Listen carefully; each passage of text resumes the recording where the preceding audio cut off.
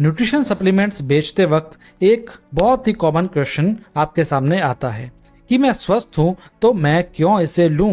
भले ही आप खुद हैं तो आपका भी क्वेश्चन जरूर एक बार तो ये आया ही होगा। दवाइयों से तो लोग तौबा ही करते हैं, लेकिन मैं बता दूं कि ये दवाई नहीं होती है। वैसे आज का क्वेश्चन ये नहीं है कि ये दवाई है कि नहीं है, आज का तो क्वेश्चन ये है कि स्वस्थ हैं तो न्यूट्रिशन सप्लीमेंट्स क्यों लें।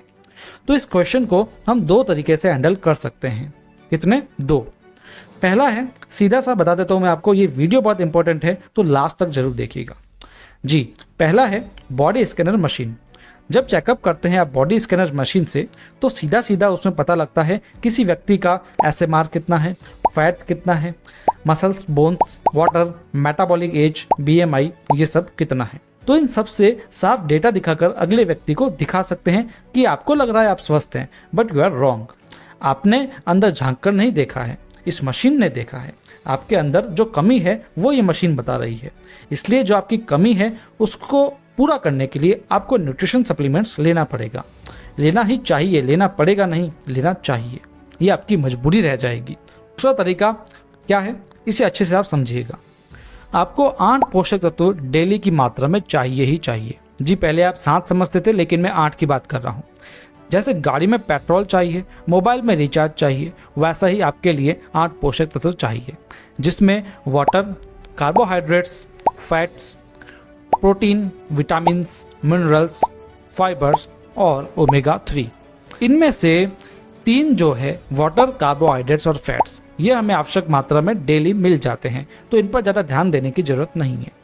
ध्यान देने की ज़रूरत है प्रोटीन, विटामिन, मिनरल्स, फाइबर्स और ओमेगा 3 में। विटामिन, मिनरल्स और फाइबर्स ये नहीं मिलते हैं खाने से। आजकल मिलावटी खाना आता है। आप देखिए, फल फ्रूट्स को या सब्जियों को इंजेक्ट करके पकाया जाता है। ऐसी खाद डाली जाती है, पेस्टिसाइड्स डाले जाते हैं, जिससे वो जल्दी ही परिपक्व होने लगते हैं। इससे ये सब मिलावटी आ रहा है और इसके अंदर सारे विटामिन, मिनरल्स तो जैसे नष्ट ही हो जाते हैं।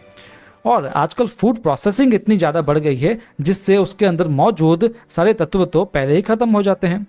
दूसरा, हमारी लाइफस्टाइल भी बहुत ही गड़बड़ी है। हम कभी भी खाते हैं, कभी भी पीते हैं, तो ये बहुत गलत है। नेक्स्ट, सबसे बड़ी बात, अवशोषण की कमी है हमारे शरीर के अंदर। हम किसी चीज़ को पचाने में बहुत ही कम हो गए हैं पहले के मुकाबले।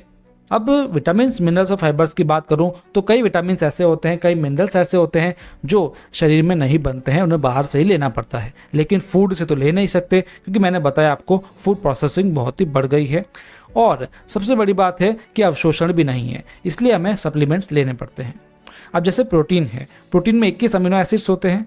9 तो ऐसे अमीनो एसिड्स हैं जो बहुत ही आवश्यक हैं, लेकिन शरीर में बनते ही नहीं है। अब आप इन्हें बाहर से लेने जाएंगे तो आप कहेंगे भी बाहर से खाने से ले लें, तो आप रोजाना कितनी सोयाबीन खाएंगे, कितना पनीर खाएंगे, कितनी दालें खाएंगे? कोई हिसाब है आपके पास? नहीं है। पूरे दिन में टाइम ही नहीं है आपको ये सब खाने का। टाइम है भी तो आपको ये नहीं पता कि कब क्या खाना है। अगर ये भी पता है तो क्या आपने अपने पेट से पूछा है कि क्या वो इन चीज़ों को पचा पाएगा? जी नहीं, आपके अंदर और भी कई सारी बीमारियां होने लग जाएगी। इसलिए न्यूट्रिशन सप्लीमेंट्स आवश्यक है। इसी प्रकार ओमेगा 3 भी है। ओमेगा 3 शरीर नहीं बना पाता है, लेकिन ओमेगा 3 संपूर्ण विकास के लिए काफ़ी जरूरी है। इसलिए ओमेगा 3 के भी सप्लीमेंट्स लेने पड़ेंगे आपको। अब सप्लीमेंट्स जहाँ पर बात आती है वहाँ पर आपको ये देखना है कि सप्लीमेंट्स आप कौन कौन से लें। उसके लिए हमने पहले ही कई सारे वीडियोस बनाए हुए हैं, आप उसे देख करके अपने सारे डाउट्स क्लियर कर सकते हैं।